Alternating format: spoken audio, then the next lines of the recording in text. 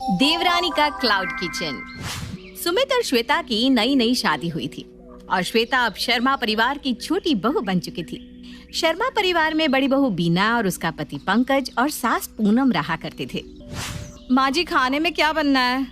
ना जी ना, आज तो छोटी बहू की पहली रसोई है, चटकारे मार के। तो आज तो मेरी प्यारी छोटी बहू अपने हाथों से कुछ मिठाई बना दे। ठीक है माँ जी, जैसा आप कहें।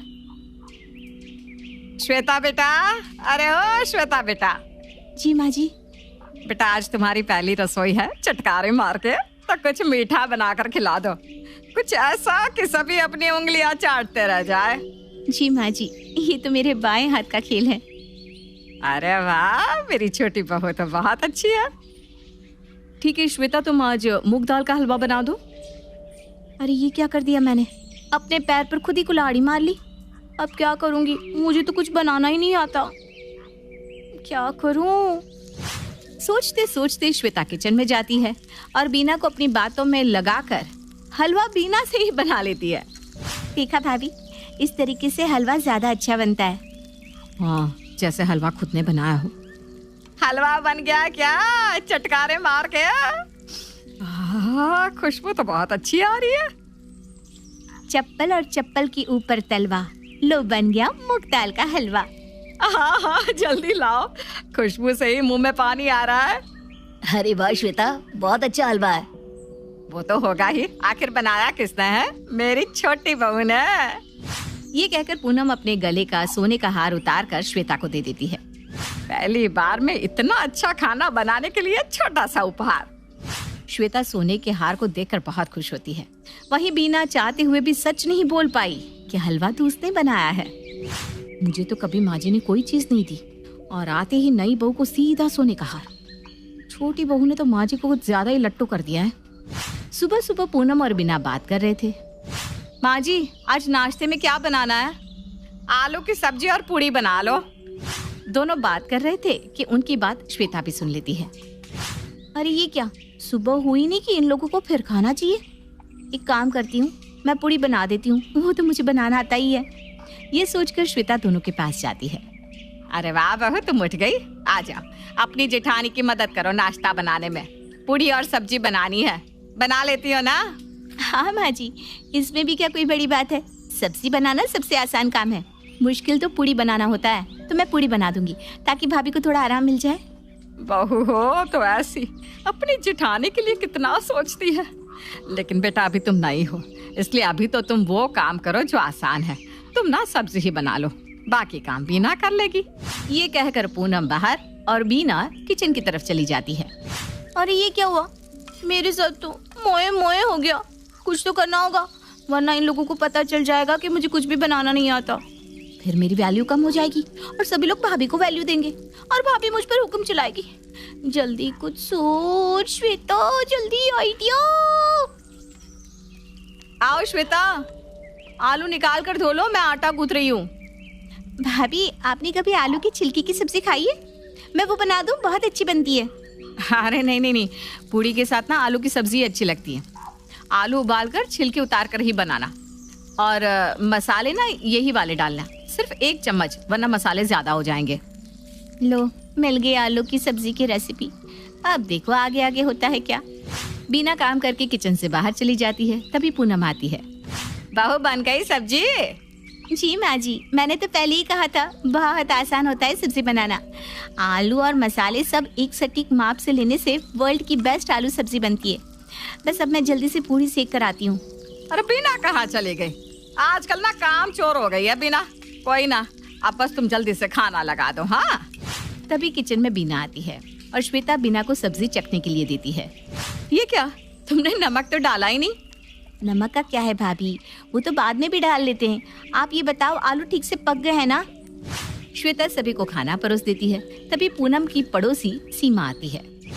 आओ आओ सीमा बहन, लो नई बहू के हाथ की पूरी सब्जी खाओ, उंगलियां चाटती रह जाओगी। हाँ हाँ, क्यों नहीं, तुम्हारी बड़ी बहू दिखाई नहीं दे रही। अरे क्या बताऊं, जेठानी का यही होता है, देवर की शादी के बाद सारा काम बस देवरानी ही करे। बेचारी मेरी छोटी बहू सुबह से किचन में खाना बना रही है और बड़ी वाली का कुछ अता पता ही नहीं। अरे कोई बात नहीं, वैसे तुमने सही कहा था, तुम्हारी छोटी बहू के हाथों में तो जादू है, जादू। मसाले एकदम सही पड़े हैं। मेरी बात मान, तो अपनी बहू के लिए एक रेस्टोरेंट खोल ले। अरे ये बात तो तुमने बिल्कुल चटकारे मार कर कही है। बाबू, हमारे घर के पीछे जो खाली जगह पड़ी है ना, वहाँ पर हम अपना क्लाउड किचन खोल देते हैं, जो श्वेता चला लेगी।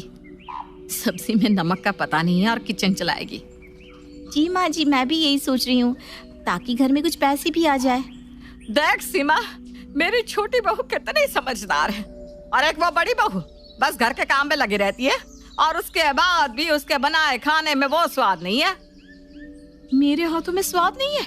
इतने सालों से तो किसी ने कुछ कहा नहीं, अब अचानक ही स्वाद बदल गया। घर की मुर्गी दाल बराबर होती है। मैं भी तो देखूं इस मॉडर्न देवरानी का खाना कैसा है। अरे वाह, रोज रोज खाना बनाने से छुटकारा मिल गया। कुछ दिन में ही श्वेता के नाम से क्लाउड किचन खुल जाता है, और अब श्वेता पूरा दिन वहीं रहा करती। एक के बाद एक डिलीवरी वाले आते और जाते रहते।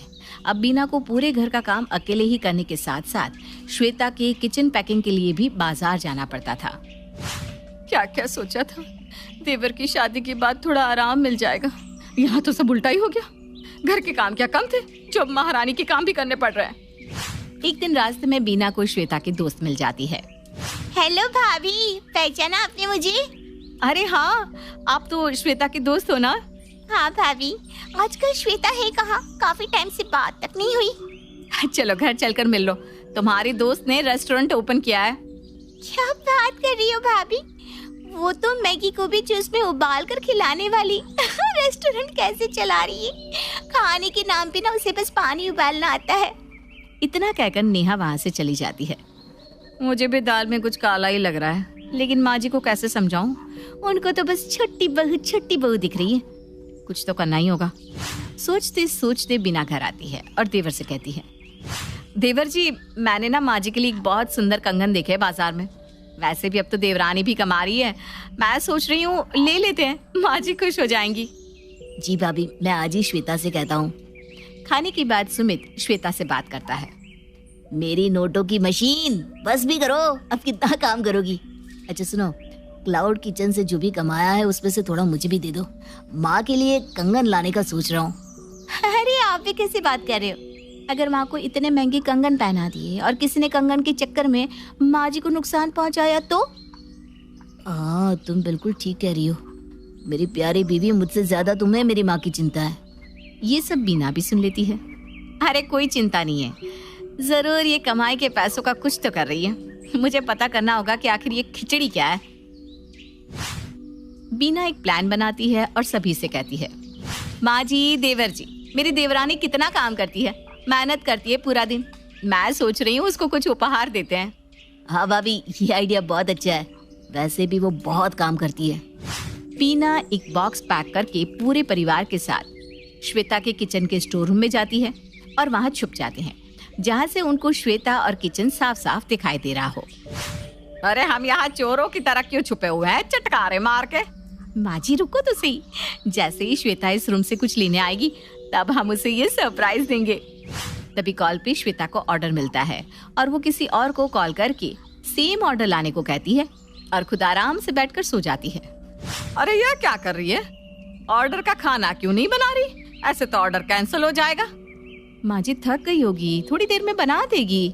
इतने में ही डिलीवरी वाला आता है, जिससे श्वेता ऑर्डर लेकर सीधा किचन में आती है और उस ऑर्डर को अपने पैकिंग बॉक्स में रखकर डिलीवरी वाले को दे देती है। छोटी बहू, ये सब क्या हो रहा है? माँ जी यहाँ तो ऐसा ही होता है। आपकी प्यारी बहू खुद खाना ना बनाकर दूसरी जगह से खाना ऑर्डर करके अपने कस्टमर को भेज रही है, ताकि खाना ना बनाना पड़े। क्या यह सब सच है? जी वो माँ जी, मुझे कुछ बनाना नहीं आता, इसलिए बस घर में खाना बनाने से बचने के लिए मैंने ये सब किया। फिर वो हलवा और आलू की सब्जी किसने बनाई थी?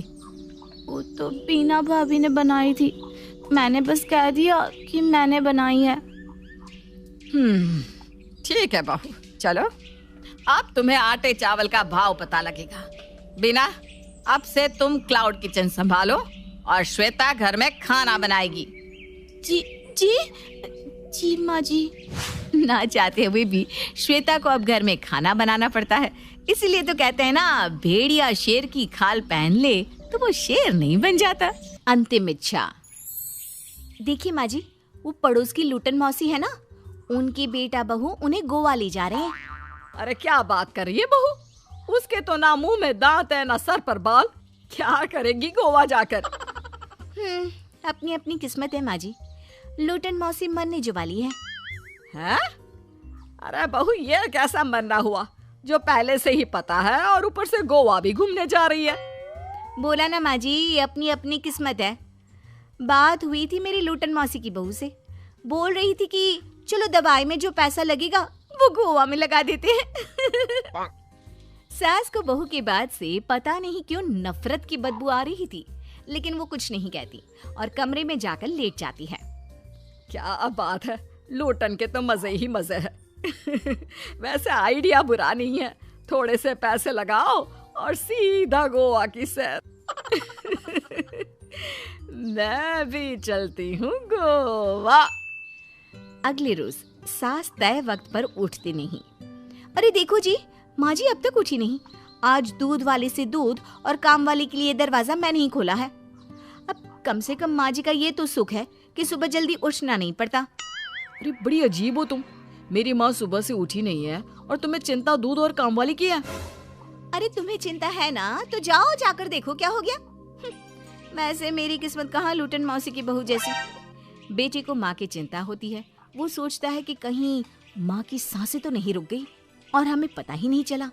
बेटा माँ के कमरे में जाता है और वहां जाकर, माँ क्या हो गया है तुम्हें?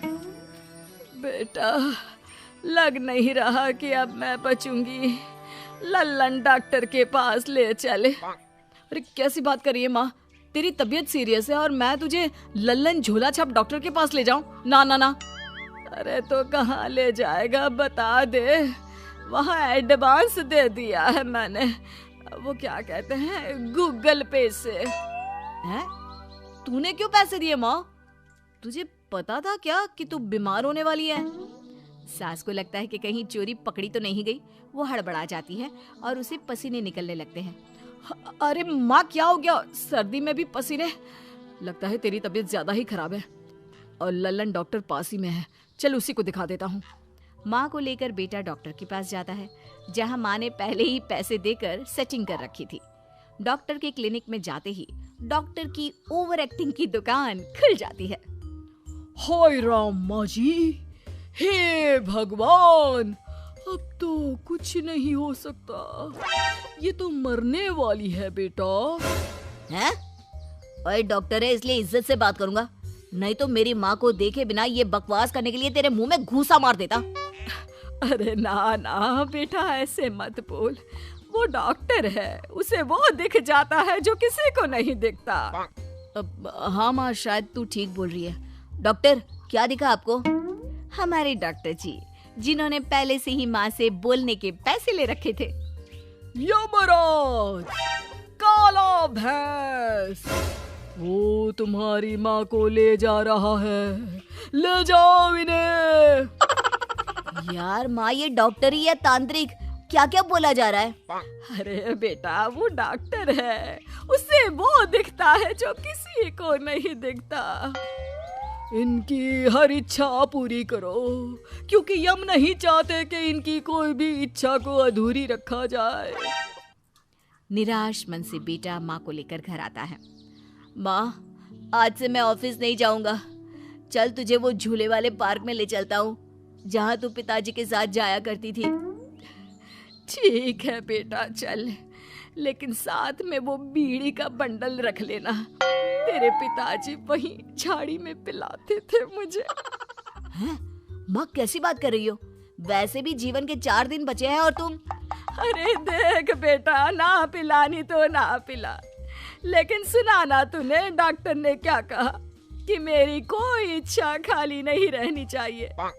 अरे वैसे बेटा 4 दिन की जिंदगी है, न जाने कब मौत आ जाए। माँ के मुंह से मौत का नाम सुनकर बेटा गंभीर हो जाता है, उसकी आंखें लाल हो जाती है। वो माँ का हाथ पकड़ लेता है।